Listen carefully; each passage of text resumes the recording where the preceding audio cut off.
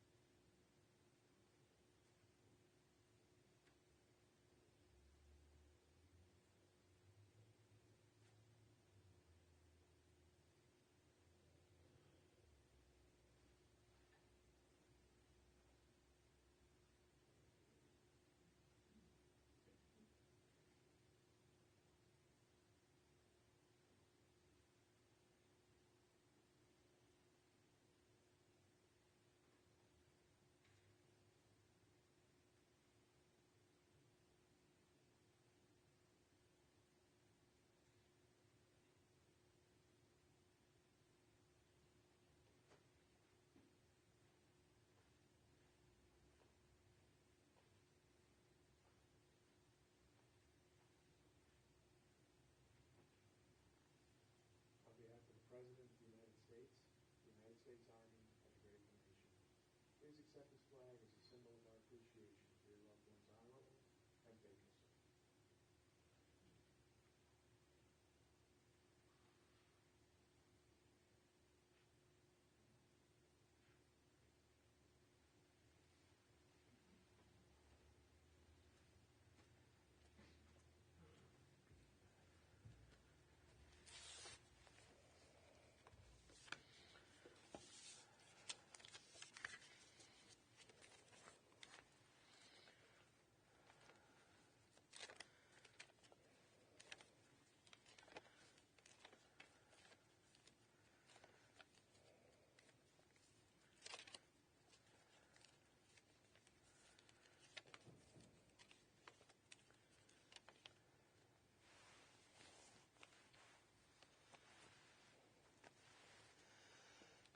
Death has taken our beloved Mal. Our friends grieve in their darkened world. In their silence there's lamentation. In their tears there's loneliness. Lost in their sorrow, may they find the presence of loving friends. Hear them, be with them. For Mal's love that united us in life, in which death cannot sever. For his companionship that we shared along life's path, and which continues through the tenderness of memory. For the gifts of his heart and mind that brought us joy and happiness, and is now a precious remembrance. For all these and more, we give our thanks. Those who wish may join me in the reading of the 23rd Psalm. The Lord is my shepherd, I shall not want. He maketh me to lie down in green pastures. He leadeth me beside the still waters. He restoreth my soul. He guideth me in straight paths for his name's sake. Yea, though I walk through the valley of the shadow of death, I will fear no evil, for thou art with me. Thy rod and thy staff, they comfort me. Thou preparest a table before me in the presence of mine enemies. Thou hast anointed my head with oil, my cup runneth over. Surely goodness and mercy shall follow me all the days of my life, and I shall dwell in the house of the Lord forever.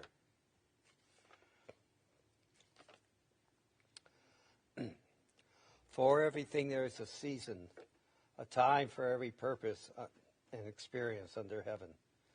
A time to be born and a time to die. A time to plant and a time to uproot what is planted. A time to tear down and a time to build up. A time to weep and a time to laugh.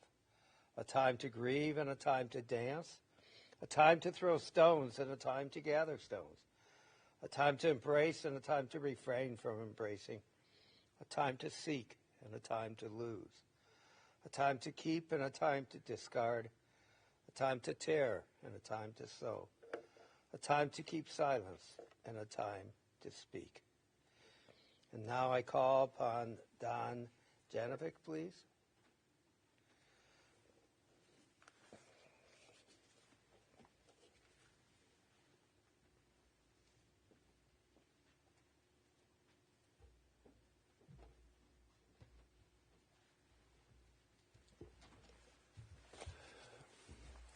Well, hello, everyone. Sad occasion that brings families together sometimes, but they don't usually do that. That's a very good thing. I'm honored to speak about for Mal, and there are many, many things that could be said, and it's hard to decide where to distill. But I wanted to start with something that happened between Mal and me not more than a couple of years ago. We used to drive together to board meetings and things. And I remember one thing that happened. Well, let me start with the words. Don't fall. It was a simple phrase. It was Mal's concise answer to my question as to what he thought was the most important lesson he'd learned in life. We were driving together to a board meeting discussing, as we usually did, many things. Mal was living in South Franklin by then. Some months previous to that, he had tripped and fallen outside his apartment. I know you guys know of that. He told me he'd spent helpless hours on the floor. He hadn't told anybody that he was going out or whatever, and they didn't even know he was there. It was long before they found him seriously injured, and his recovery and rehabilitation took months. So when I said, what's the most important lesson he learned, that taught him don't fall, but that wasn't what taught him. I think life did. So that was his short answer to my question, and it was not without significant meaning. Having never heard Mal tell a joke, I knew he was serious. He smiled cryptically, but I saw in his eyes a much deeper meaning. Don't fall was a classic Malbank telegraphic response. It's like a single bloom with very deep roots. There wasn't a lot up there, but boy, down below it came from somewhere. You know, PJ and I met Mal and Leah in the late 70s when we moved from Wisconsin to Attleboro Road and in Shaker Heights, and it was our good fortune that the Bank family lived at the house next door. Almost immediately, PJ and I became friends. PJ and Leah became friends, a friendship that grew as the years passed. At first, Randy and Jonathan, who were already out of high school, were more names than faces at that point. But Douglas and Stephen were the growing boys next door, and you know what growing boys are like. We came to know them quite quickly. Friendship with Mal was slow to form because his dedication to his law practice and his clients and his many civic involvements took him away from home from early morning until evening. But gradually, we got to know him too. And over the years, that friendship would deepen and grow. In those early years in Cleveland, I was focused on building a career in a small publishing consulting firm specializing in family business. And all was fine until the early 80s when that massive recession hit. I know those of us who've been around a while remember that one. And I suddenly found myself in a serious dispute with my employer partner and mentor. He told me that he was dissolving our verbal agreement. My partner was the reason we came to Cleveland, terminating our relationship, and worse, was insisting on barring me from access to assets critical to my future career, which is the reason I came to join him. Unnerved and not knowing where to turn, I was just a neophyte, I looked to Mal for advice. I called him one day. I said, what do I do? I'm just kind of helpless here. He, without a hesitation, he offered to talk with my employer partner, legal counsel, which he did. And it wasn't long, not just a couple days, it wasn't long before I got a panicked call from this now former employer. To quote him, as accurately as my memory will allow, my former partner said, "Who is this bank guy?" He shouted over the phone, "I want you to get him off my back." I grinned, of course. We persisted. Of course, who wouldn't? With Mal in your corner, he had helped me through that business divorce as a friend. He was wise, intrepid, and certainly not one to have as an opponent. I was glad he was my friend and not my enemy. In short, all thanks to Mal, we didn't fall. The Bank family moved to Pleasant Lane. Although we didn't take them up on invitations to swim in their indoor pool, we did find many other reasons to get together. Bar mitzvahs, weddings, and many Passovers and Thanksgivings that we spent together over the years. It was a great tradition. We also spent many Sunday mornings walking together, Mal and Leah and Pamela and I, in the Cleveland Metro Parks. It became kind of a regular habit over a number of years, only canceled when we were daunted by serious Cleveland rainstorms or weather. Leah and PJ would go off in one direction, Mal and I in another, and we'd be comparing notes through the whole walk about bald eagles, nature, and politics. At least that's what Mal and I discussed. I don't know what the ladies discussed.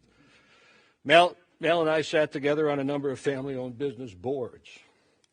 Looking back now over those board meetings, I remember that his advice as a corporate director was always somehow presented in the key of don't fall. Never stated, and I didn't know then that's what he was saying, but fundamentally these things were tied together. His advice, with all its MEB-esque themes and variations, was clearly based on the long experience of a prepared mind. I don't recall his ever being interrupted at a board meeting. Was his advice always followed? No, perhaps not. But his reasoning, his logic, his stated case always had impact. I remember one boardroom discussion over whether the lofty pay expectations of a senior executive candidate were too high. That's what the directors are arguing about. The arguments among the directors had gone on for some time and even got a little heated before Mal brought his pound to the table. Ask yourselves, he said, one question. He said into that silence, is this man an expense or an investment? After a brief silence, he added, if he's an expense, don't hire him. You can't afford him. If he's an investment, you can't afford not to. The argument was ended. The candidate was hired. It doesn't take a lot to move a mountain. During his last active years, I sometimes did the driving to and from board meetings. Sometimes these were 45-minute drives, fertile time for conversation. Those rides together served as a venue that housed some of our most wide-ranging discussions. These were times when I learned surprising things about Mal. For example, and I presume you guys know this if we didn't know it, he joyfully told me that during one of his college year summers, he and a friend took a drive across country in a car, living partly on cash they would raise from doing odd jobs. Now, somehow that's Mal, and somehow that's not Mal. But what is Mal, huh? Complicated. In retrospect, Mal's advice seemed always on themes presented in this key I keep harping on it, don't fall. Focused on persistence, respect for honesty, and intolerance of duplicity or incompetence. His words were always rooted in those fundamental values of philosophy, determinedly earned and hard won. With that philosophy, his febrile intelligence, and I say that advisedly, that's exactly right, and his drive, Mal excelled and left a legacy that is realized every day in the many charitable foundations and entities he and Leah gave so generously to and through the businesses and clients that are still thriving today, in part because of his input and advice. But most of all, his legacy lives on through his children and grandchildren. His 4 sons learned that being the son of Mal Bank was no walk in the park. It might have been a run in the park, but I don't know about the walk in the park. It was no walk in the park. Just as Mal demanded excellence in himself, so too he expected the same from his sons. But I think they'd tell you, all of them, that what they learned from their dad has served them well in life. But they don't have to tell you because the paths they have taken demonstrate that, in fact, they certainly weren't harmed by that experience and certainly took a lot away from it. Some of it maybe they don't even realize. The women they married, Ruth, Katie, Susan, and Julie, all capable, talented, intelligent individuals, testify to the fact that these 4 sons have made good life and have made good life partners. And the children they're raising are a further testament to the bank legacy. Randy preceded Mal in death almost 2 years ago, but I turned to Jonathan, Doug, and Stephen, their wives Katie, Susan, Julie, and Randy's wife Ruth, and the grandchildren who are present today to extend my sympathies, but also to extend my respect for the ways you each honor Leah and Mal in the way you live your lives. Every human is unique, and Mal held his own singular patent. He helped many. He frustrated many others. He stumbled, of course, as we all do.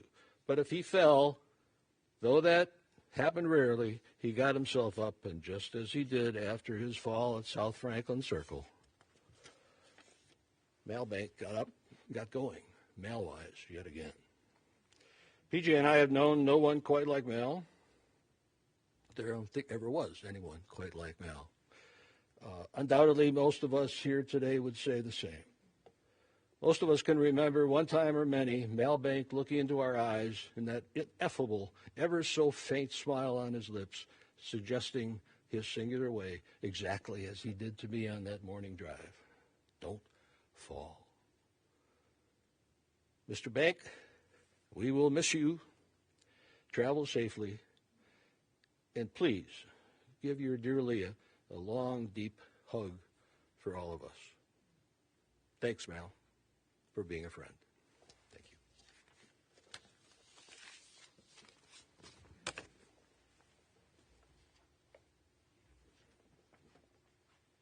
Now I call upon Deborah Reed.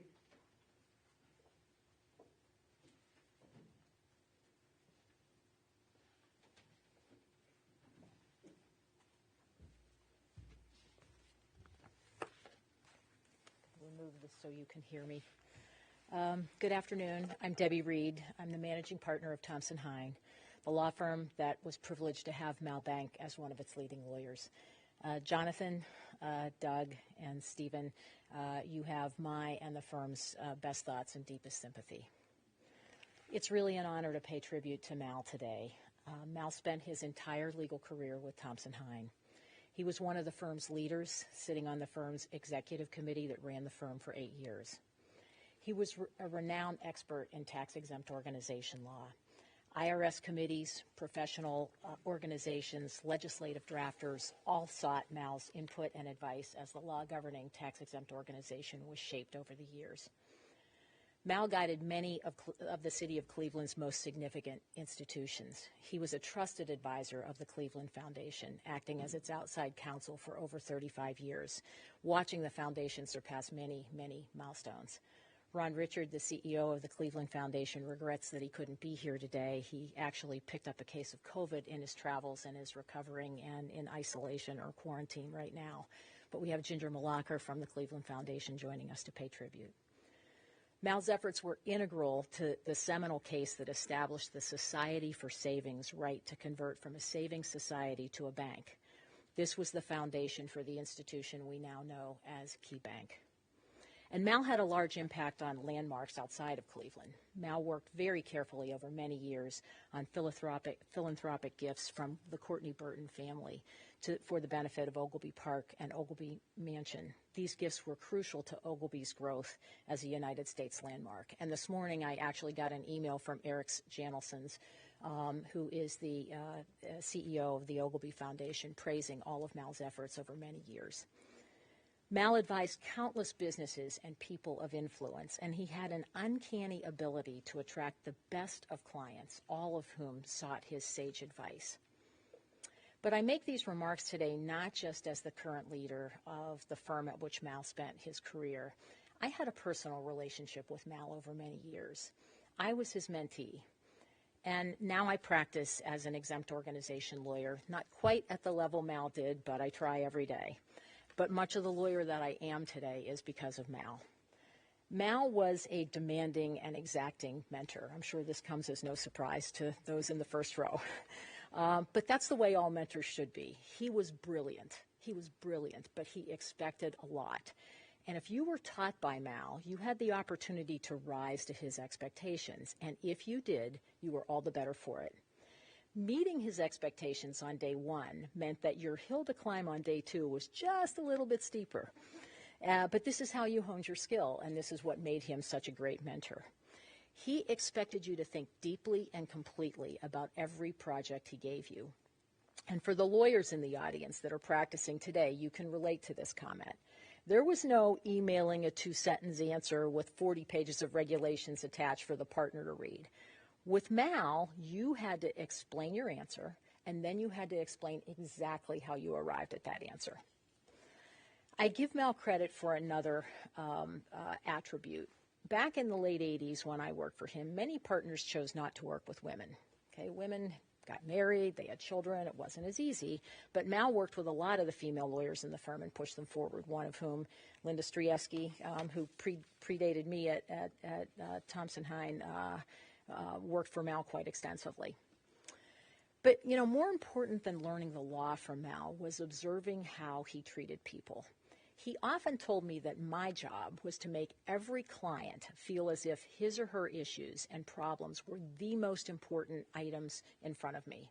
He was the absolute master at valuing his clients. For years, my office was across the hall from his on the 11th floor of the old National City Bank building.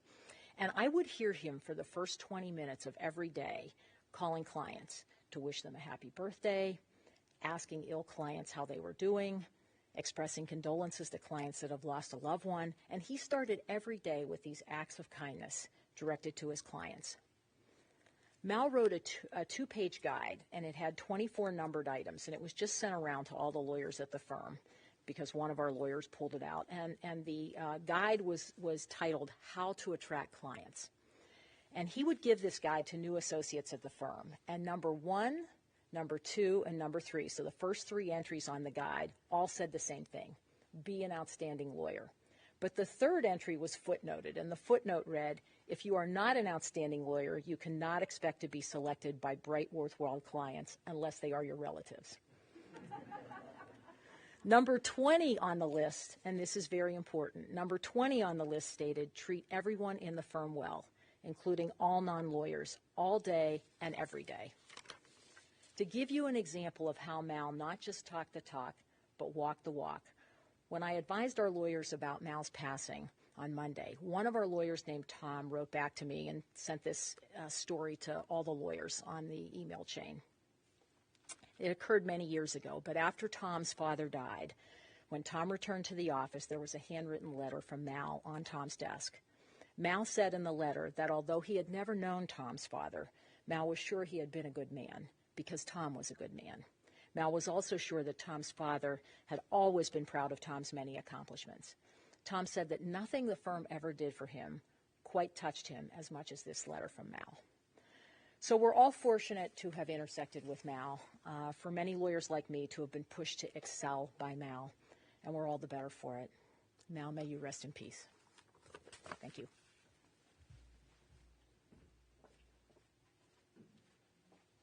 And now his grandson, Justin Bank.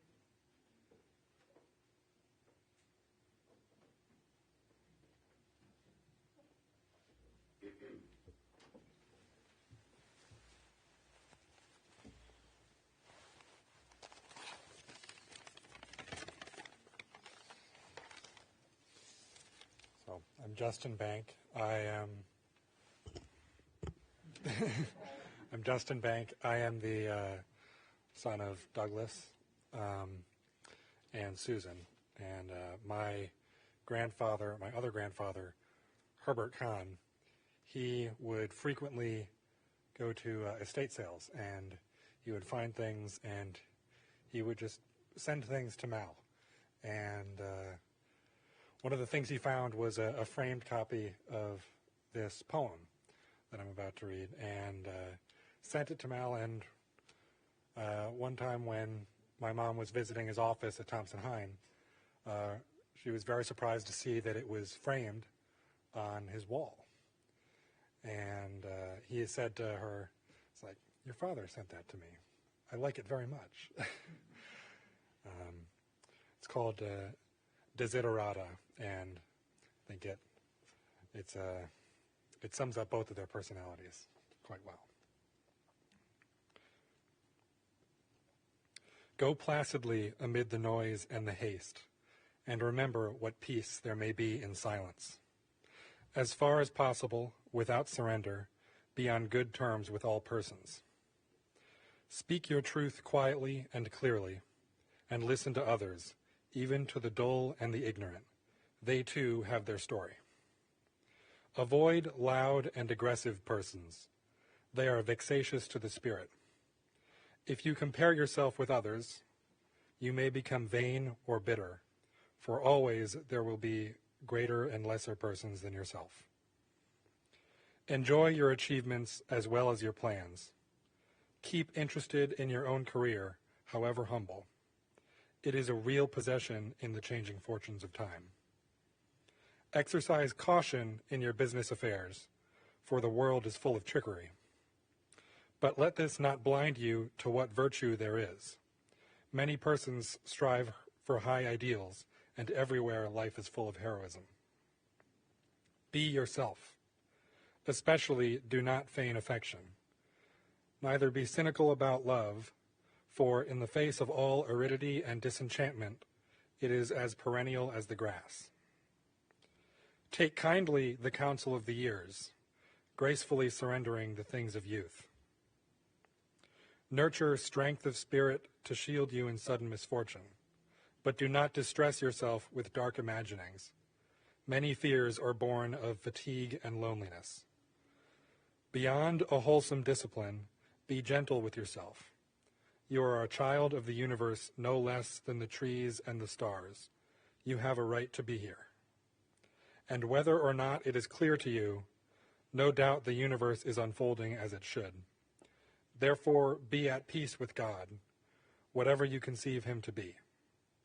And whatever your labors and aspirations, in the noisy confusion of life, keep peace in your soul. With all its sham, drudgery, and broken dreams, it is still a beautiful world. Be cheerful. strive to be happy.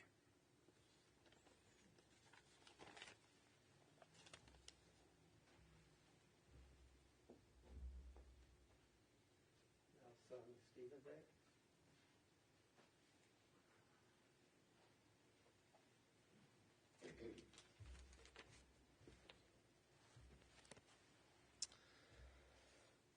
Thank you, everyone, for being here. I'm the youngest of the bank boys, and so my experience with my dad is in some ways differs. There's a large amount of time that where from my oldest brother to my oldest brother Randy was a senior in high school when I was in kindergarten, so it's quite different, but. A lot of these thoughts resonate with me, especially what Deborah explained about treating everyone in the law firm as you would treat anybody else. He used to always say to us, treat everyone as you would like to be treated. He said to me when I started in law practice, so I'm a law professor now at UCLA, but I started out in law practice, and he said, the first thing you do, the first person you should seek out is your assistant or secretary, whatever they call it, and you recognize that she knows more than you do or he knows more than you do, and you treat them that way. And boy, was he right. I knew nothing. It started with the secretary, the copy person, the paralegal. Every one of them knew more than I did. And as a law professor, I now am humbled by the fact that what I do to prepare them for law school does not do anything for that first couple of weeks, for sure. But it also resonates with me, all of what Justin said and what Don said. He was really big on saying kind of witty, sort of important sayings that would describe how you should behave. And Douglas will remember this. So when we took road trips, wherever, he felt that was an opportunity to teach us something. Right? We don't want to waste time going between point A and point B just thinking or perhaps enjoying the countryside. He would play us tapes of Zig Ziglar, who some of you may remember, sort of a folksy kind of how to survive in business. Now, it didn't matter that I was like 7 years old. You never knew when I was going to start needing these things, and we hated it. I mean, pretty much every bit of it. Douglas may have enjoyed it more than I did, but can we listen to music? You know, there's another station there. You just turn the dial. No, we had to listen to Zig Ziglar. One thing he said to me, I shouldn't say one thing he said to me, one thing he repeated that Zig Ziglar said was, you can have everything in life you want if you'll just help other people get what they want. So that was, and somehow I remembered that, right? That's one of the sayings that, you know, it's sort of as a young kid, you're like, that goes both ways. How do I get what I want if I get you what you want? When do I get what? I didn't understand, but that's really what everyone's saying here. And I don't mean in a quid pro quo sense where he would expect you to pay him back. He really didn't. He really made it his mission to help people and to talk to people and get them what they want and to treat them right. The calling people in the morning, Deborah, so he did that on Sundays for as long as I can remember. He called all at a later age, this is a later age, all the widows of the clients that he had served. And there was a list. He had a cardboard, sheet that had every name. I mean, all these names. He'd call them, and it would take him hours, but he'd do it. But he got people jobs. So some of you told me as you came in, and some of you watching, he was the reason you were hired. He was your mentor. But he did more than that. He felt like the techniques that he was imparting to you was going to help you be successful. It was not about making him money or making his clients money. It was about helping you succeed. Now, did we get annoyed that he treated the kids like young associates? We were We were expected to, listen and follow his advice as if we were dependent on it for our next meal, which we might have been. We were it was kind of like that. And did we want to do all the things he said that he thought were for our benefit? No, not quite. So something that Jonathan and Randy never had to deal with living in this posh circumstances of Shaker Heights is when we moved out to the country, he decided we should have a wood-burning stove, which should involve wood from the surrounding forest. And the benefit of that is you get to clean the forest, which I explained to him, but wait a minute, I was old enough there in high school. I said, wait a minute here. It's good for the forest, for those things that fall, to lay there and help it grow. I want to clean it up. We need to take it. So we were splitting wood. And until he engaged in the ultimate indulgence of buying a gas-powered log splitter, I used a wedge and a sledgehammer, and I was splitting wood. And then he'd come out and he'd inspect my cut, just like the law practice. And if it didn't work, cut it again, right? So it's cleaner because you don't want your mother to get splinters. Yeah, my mom was the one who was feeding the wood. I'm like, what are you doing here? He's running a law firm operation in our house in the backyard. But you learn something. I don't write a paper, publish an article without this little voice in my head from my dad saying, what would my dad say about that sentence? Or is that right? Or have I properly authenticated that? Have I cited the proper authorities? Is it ready to go out? And the other message he told us about law practice, I know some of you associates may be familiar with this. He used to tell us this, and then he used to ask me this. He'd say, I'd ask associates, they'd give me the assignment. And he'd take the assignment and made a show of not reading it. And he'd fold it up and put it in the envelope and put the name of the client on it. So I'm going to send this right out. Is it ready? You told me it's ready. Is it ready? I haven't read it. And, of course, I assume the associate was terrified. I thought you were going to read it, and then we're going to send it out. But, that's how so his techniques were pretty intimidating, shall we say. But he was trying to do well, and I think we probably did turn out mostly okay, I guess, more or less, right? And so the way I look at this is that the measure of his success was not so much that he did well for his clients, because frankly, some of the things he did, he won, but was it the right thing in society? I don't know.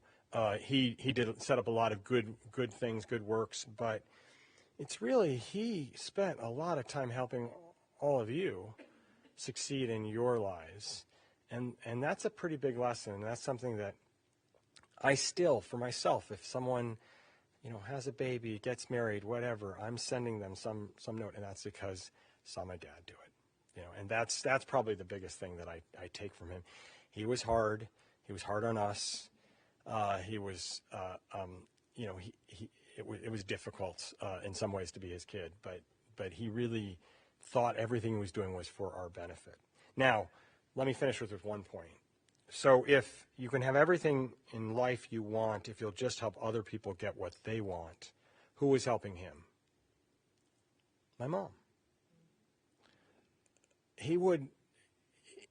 Since my mom passed away, he was kind of adrift.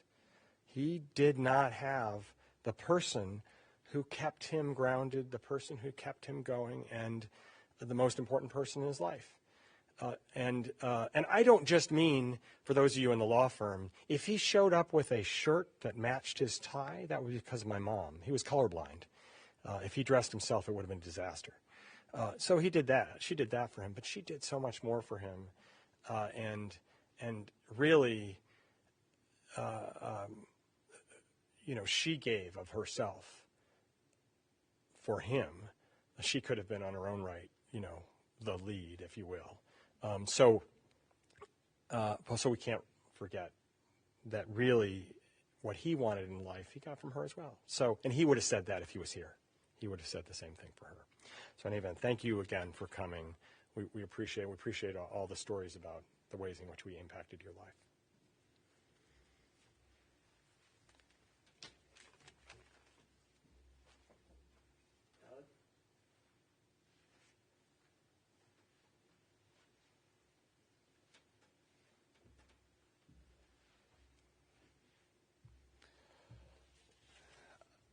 I'm the archivist for the family, the photographer, and I was putting together pictures and trying to figure out when everything was, and I came across one of the photos that Thompson Hines sent him. It was clearly a headshot, and I was wondering, well, when was this from? And I'm looking around, and as my family will know, as with pretty much everything he has, it's at least in triplicate, if not 100 copies. So I discovered an envelope that actually had more copies in it and had paperwork, and I was excited I could get the date off it. But the letter that came with it I found interesting.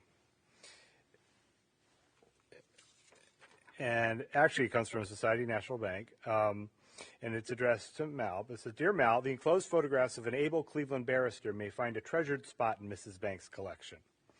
I thought she would like to have this little reminder that her husband is still about town, even though he is so busy that she must see him so infrequently." He would tell stories. To me, they were stories. I imagine they actually were facts. That he would work until 1 in the morning. And I'm like, how did you get away with that? How did Mom allow you to work that late? You'd work until 1 in the morning, and you'd wake up and be gone by 7 the next morning, and you had 2 little kids at home. And so again, that's a testament to my mother. But he obviously was successful, and the fact is, my memory isn't the best, but I don't remember him being gone all the time. So at some point, he was satisfying all his clients, and yet he was still home, and he was still there to teach us and torture us. We believe he taught us all to read. I mean, so it wasn't just that he was a workaholic, though he was. He also was present, and he would do things. But, so he was a big part of our lives, even though he was a big part of all of your lives, too. And I will miss him.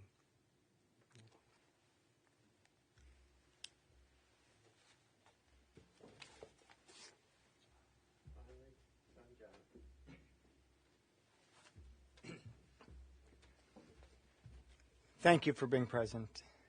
And those who are not present, thank you for watching. I want to just, I have some very brief written remarks, but I do want to share with you that I found a letter in the house from 1954 when he was serving in Korea. I shared this with my brothers last night, which praised all the qualities that we know about Mal, but included sense of humor. So while it's true that none of us ever heard him crack a joke, in 1954, in the Army, he was praised for his sense of humor. My father was obviously a big man, hugely influential, hugely impactful. People talk about his intelligence, his creativity, his wisdom. I wonder if one of the things that didn't help him to stand out was his lack of guile. If he was artful socially, it would surprise me. And of course, that's possible, but I think he was truthful. If you were on the opposite side of a negotiation with him, as Don can attest, I believe he was a hard man to beat. And his 4 teenage boys were always on the opposite side of any negotiation. As you've heard from my brothers, it wasn't easy. And I think that the relationships each of the 4 of us ultimately had with him came down to how well we repaired and reconciled in adulthood. I repaired well. I've been trying to think about what I might share today that would add something distinct. And what I want to mention is my father had a very childlike wonder about the natural world. Because I know that's part of who I am, and I imagine it comes from him. but I wonder how many others also saw this in him. One example. At the house on Pheasant Lane, Pheasant, not Pleasant, please. They had a great driveway built around various trees that demanded saving. And you can tell he planned on living forever by that driveway, because he never wanted to leave that house that Will built. Beautiful Will. But it was never a house to grow old in. Around that driveway near the house there was a great deal of pachysandra, which grows and spreads with great vigor. And I remember vividly him talking to me about the pachysandra's will to live, its incredible thirst for life, that it could push its way up through the blacktop, reaching for light. On the one hand, it was a problem to solve because it ruined the drive, made it harder to keep safe, ice filled the cracks, and so forth. But on the other hand, he admired it and had trouble begrudging the pachysandra, the survival it sought. He could relate to it, I think. He, too, had a great ambition to break through the obstacles of his childhood, his upbringing, and to be in the sun. And he succeeded. And I will miss him, as we all will. Thank you.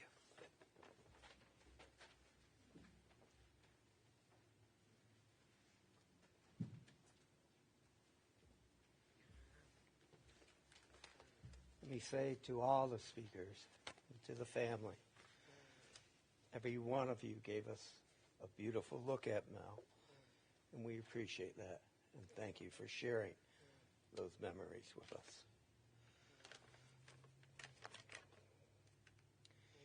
In the rising of the sun and its going down, we will remember him.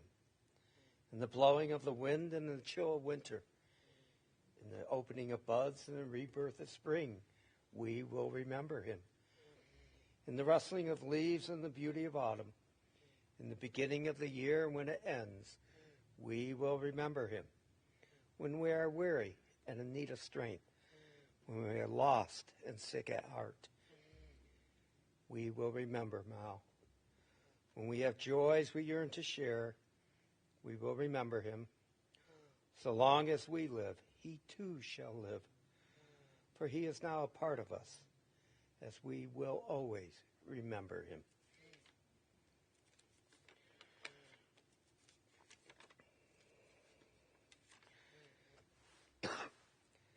Birth is a beginning and death a destination, but life is a journey, a going, a growing, from stage to stage, from childhood to maturity and youth to age, from innocence to awareness and ignorance to knowing, from foolishness to discretion and then perhaps to wisdom, from weakness to strength or strength to weakness and often back again, from health to sickness and back we pray to health again, from offense to forgiveness, from loneliness to love, from joy to gratitude, from pain to compassion, and grief to understanding, from fear to faith, from defeat to defeat, until looking backward or ahead, we see that victory lies not at some high place along the way, but in having made the journey,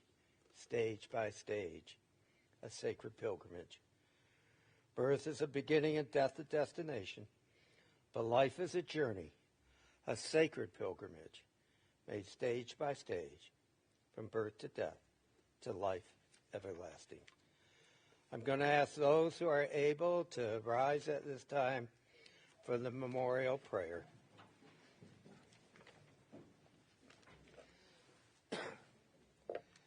El Malay Rachamim, Shochein Bramomim, Hamse Menucha Tacha Daka Kamfe Hashkina Im Kodim Urtia Kurzora Haraki Misrim Es Nishmas, Malvin E. Bank, Shalach Le'olomo, Bial Harachamim Estirehu B'Sezer Kanafo Le'olomim, Va'ezror B'Zor HaChayim Es Nishmoto, Alamnoi Hu Nachalato, V'yanuach B'Shalom Amish Gavav and Amar Amen.